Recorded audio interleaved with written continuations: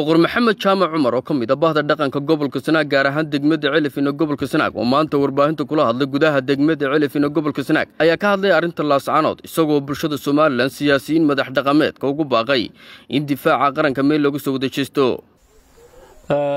waxa doonayay inaan kelmad ka idhaahdo arinta gobolka Sool ama laascaanood Somaliland waa lagu soo duulay waxana ku soo duulay cadow dabadeed garaadada qolaada ku baaqayana waa la adeegsaday oo cadowga dabadeed ayaa adeegsaday waxa dadka lala wada socdaa shirarkii lagu qabanayay Kenya iyo hogaamiyayaashii siyaasadeed ee reer Kenya Farax Macalin ka mid ahaa kuwii lagu qabanayay Jigjiga Mustafa Cagjar iyo xukuumaddiisu ay hogaaminaysay kuwii lagu qabanayay Garowe kuwii lagu qabanayay Jubbaland intaas oo meelood iyo kuwa sheegtay hay'ado caalami ah laakiin kab ah kuwa Soomaaliya dilaala oo anigu aanan u aqoon hay'ado ee u aqaano kooxo iska burcada oo Soomaaliya dilaala laakiin siyaasiyiinta Somaliland ay qaarkood ku qaldameen kuwa siyaasiyiinta sheegtaa oo haystaan hay'ado caalami ah oo ay soo qaataan markay xukuumadda wax ka sheegayaan intaas oo dhan oo isku buuray ayaa ka dambeeyay dagaalkaas garaadada reer Sool ama bariga Soolna waa la adeegsaday oo waa niman loo adeegsaday inay waxyeelaan Somaliland waxna ma yeeli karaan reer Soolna waxay ka mid yihiin Somaliland marka shacabka Somalilandna reer Soolna waa la khalday oo arintaasi yar baa loo galiyay waana lagu khalday runtii waana arin aad aan uga xunahay waxaana ugu baaqayaa in maaragtay arintaas ay dib uga soo noqdaan iyaga shacabka iyo intii kale cuqaas aqli leh si fiican saliim u fikireysaba inay ku soo noqdaan gogol nabadeed iyo wada hadal dhibaato inta ka badanna aan la sii gelinin maamulka Puntland labada madaxweyne leh anigu waxaan u aqaanaa maamul yar oo daciif ah oo laba madaxweyne leh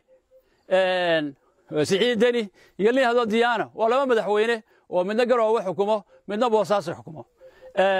dhawaana arintooda dabadda soo bixi doonta nabad iyo nolol oo hogaaminaysa dagaalka laascaanood Farmaajo iyo Faad Yaasiin waxay taageersan yihiin horena u taageersanaayeen Diyaano Siciidna hal cod buu kaga helay Siciid Deni marka labaduba waxa ay ku jiraan dagaalka Somaliland bay ku jiraan laakiin waxaan u sheegayaa in Somaliland wali aanay garan halka Puntland lagu dhuftay ka dhimanayso oo aan dib u soo kacayn taasna insha Allah taala dhawaan waan tilmaami doonaa laga soo noqon doono tuqarraq iyo halka Somaliland ay indhaheedu ku jeedaan halka lagu dhufto Puntland halka maaha waa meel ka dhow dibna aanay uga soo kici doonin halkaasna lagu dhufan doona taasuna waa taas oo intaas baan ka waranayaa qaranka Somalilandna wuxuu leeyahay ciidan difaaca oo military ah hadii loo baahdana waxa la diyaarin karaa 200,000 oo ciidan ah oo dhalinyaro ah oo kayda oo dagaalka galaya hadii loo baahdo waxaana lagu diyaarinayaa 200,000 2 bilood oo kaliya dadka lagu khalday kuwa media ka hadla reer Hargeysa iyo Burco iyo Sanaago hadda aan joogo ama Ceelaf Weyntan hadda aan joogo aan ka hadlayo kuwa lagu khadalladooda dadku ku khaldameen cadowga Somaliland ku khaldameen ay u qaateen in Somaliland la ishayo ama inay kala qaybsan tahay ama in la kala qaybin karo waa been bay isu sheegeen waana khaldameen waana riyoodeen waxaana leeyahay riyada dib uga noqda kuwa soo duulay cadowga waxa leeyahay riyada dib uga noqda kuwa maartay gudaha joogana waxa leeyahay beenta isku sheegteen idinkuna ka saqfarad ka toobad keena waana la wada shacab la soo geey garaadada waxaan u aqaanaa reer Soolna 13+ 13 lagu daray in kale oo joogta gudaha oo qaarkood halkan aan ka hadlay Ceelaf Weyn ay maaragtay ay joogaan ama ka soo jeedaan ciidda gudoomiyaha waahna arinta laascaanood abaabusay Sanaag wax ka abaabusay ay socon weydana waa la yaqaana ilaa ciidamada laha qaranka dagaalka ka bax ciidankii dhibooga bixin laga qaadiyay la soo hadlaysay waa la yaqaan waana la xisaabtami doona laysuna aamusi maayo somalilandna waxay soo martay waqti ka adag xilligan maanta la joogo maanta waa dawlad calan bay leeyihiin ciidan bay leeyihiin dad shacab oo taageersan bay leeyihiin boqolkiiba shan somaliland waxba noqon mayso waana la xisaabtamaya maalin waqti aan fogeyn hadday yihiin dhaqan sheeg yihiin iyo haddii ay yihiin kuwa maaragtay baarlamaanada ku jira xildhibaana oo halka deegaankan ka soo baxay oo garan waaya wixii loo doortay oo hadda xil ku shaqeeya kuwa dibadda wareega maaragtay wakiilowa oo maaragtay halka ceelafeen shirar ka abaabula shirarkay ka abaabuleen ay shirar madow oo waxa ay u jeedaan aan la garanayn oo nabad lagaga shaqaynayn oo hay'ado yaryar oo ay barkada ku dhisaan ku gumaysta ama ugu dadka maaragtay deegaanka degan ay doonayaan ku gumaystaan iyagana waa la muujinaya waan kelmad ka oranayaa siyaasiyiinta Somaliland oo qaarkood ama qaar badan oo kamid ay kala garan waayeen mucaaradada iyo qarannimada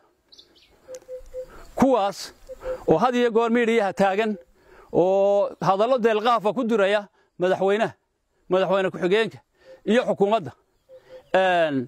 waxaan leeyahay qolyaha aan tilmaamay oo siyaasiyiinta oo dhan aan ahayn qaar siyaasiyiinta ka mid ah Somaliland ama siyaasiyiin sheegta waxaan leeyahay waxa iskaga kii khaldan difaaca qaranka Somaliland iyo mucaaradada haddii Somaliland la difaacayo oo qaranka la soo weeraray qof kasta oo muwaadina oo reer Somaliland mid xil ka doonaya iyo mid kale oo muwaadinaba iyo mid waxa waajib ku ah inay qaranka difaacaan marka ninka taageeran waayay waxa leeyahay siyaasina maaha in wax loo dhiibtana uma qalmo inuu maaragtay qarankan xilka qabtana uma qalmo inuu hogaamiyana uma qalmo ayaan leeyahay hadallada deelqaafka ay ku durayaan madaxda qarankana waxa weeyaan kuwa waqtigan loo baahan yahay oo wadanku xaalad ku jiro dagaal oo caqdo dagaal ku soo qaaday wax loo baahnaa ma waxay u arkaa dad garab cadowga siinaya maaragtay garab siinayaan u arkaa waxaan tusaale u soo qaadanaya bishan Ramadaan horaanteedii ayaa madaxweyne ku xigeenku wuxuu ka hadlay laba qodob oo kooban wuxuu yidhi ninkii la oran jiray Cabdirasaaq Khaliif diilinta casbu ka gudbay wuxuu kaloo yidhi waxa waajiba oo dhammaanteen inagu waajiba inaynu qaranka Somaliland difaacno nin siyaasi baa ka daba qaatay oo yidhi waa iska hadlay hadduu soo kacay waxba ma kala oga waxba garan maayo iyo wax la mid ah waxaan leeyahay ninkaasu ma wuxuu difaacayo la guruubiya Cabdirasaaq Khaliif oo la ogyahay halka uu maray mise wuxuu ka soo jeedaa difaaca qarannimada Somaliland oo wuxuu rabaa Somaliland inay dunto oo maaragtay cadow ka gacan sareeyo oo ay burburto masaasuu doonaya masaasuu xilku doonaya masaasuu siyaasad maardas ururo siyaasi ama xisbi uga mid yahay waxa weeyaan kuwa caynkaas oo kala ah waxa weeyaan maaha siyaasiyiin maaha waxay ka hadlayaana way shacabka Somaliland ee codeeya ee codka laga doonaya waa inay u fiirsadaan waxay ku hadlayaana ay meel ku qortaan oo maaragtay aanay ka dhex bixin waxa la hadallada la isticmaalayo waxa aan cadeynaya aan sheegaya laguma soo duulin guriga Muuse Biixi waxa lagu soo duulay qaranka Somaliland haddii guriga Muuse Biixi haddii xitaa lagu soo duulo shacabka Somaliland iyo ciidamada qaranka Somaliland inay difaacaan waajib ay ku tahay sababtu tahay waa madaxweynihii la doortay waa calaamadii qaranka dal kasta oo dunida ku yaal oo dalkiisa lagu soo duulo oo dagaal ku jira waxa weeyaan waxay ilaashadaan madaxdooda waxay la ilaashadaan ciidankooda waxa la ilaaliyaa maaragtay cid wala luqadda ay kula hadlayso ciidamada qaranka difaacaya dalkooda ciidamada difaacaya madaxweynaha iyo ragga maaragtay taliyaha ciidanka ayay maaragtay cid wala ayaa la ilaaliyaa waxaana loo aqoonsadaa inay yihiin cadow ka soo horjeeda qarankaas ragga noocaas ee siyaasiyiinta Faysal Cali Waraabe injineer Faysal Cali Waraabe waxaan leeyahay kuwa nooca u hadlaya ama siyaasad sheeganaya Faysal Cali Waraabe inay ku daydaan baa wanaagsan Faysal Cali Waraabe waa hogaamiye waa aqoonyahan jecel dalkiisa iyo dadkiisa maalinta ay adag tahayna wadankiisa difaaca laakiin nasiib darrada jirta waxa weeye waxaan isqoon Faysal Cali Waraabe iyo shacabka Somaliland isma yaqaanaan been baa mar hore loo sheegay Faysal Cali Waraabe waa nin waalan ma wale waa ninka ugu miir qaba Somaliland waa ninka Somaliland marka xodkaadaan badbaadiya waa minka qarannimada Somaliland u taagan لكن waxaan iminka aan filayaa in la soo gaaray xilligii shacabka Soomaaliland ay Faysal isbaran lahaayeen la marayo